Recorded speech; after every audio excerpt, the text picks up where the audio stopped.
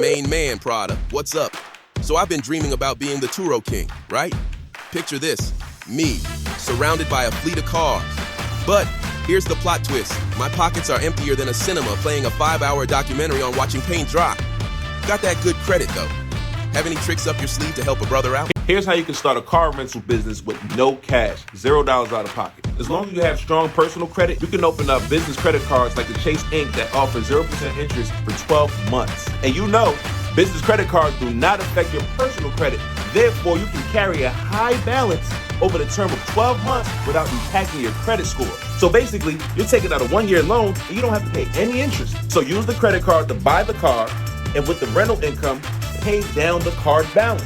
And if at the end of 12 months, you still owe a balance on the credit card, just open up another business credit card and transfer the funds and reset the 0% interest for additional 12 months.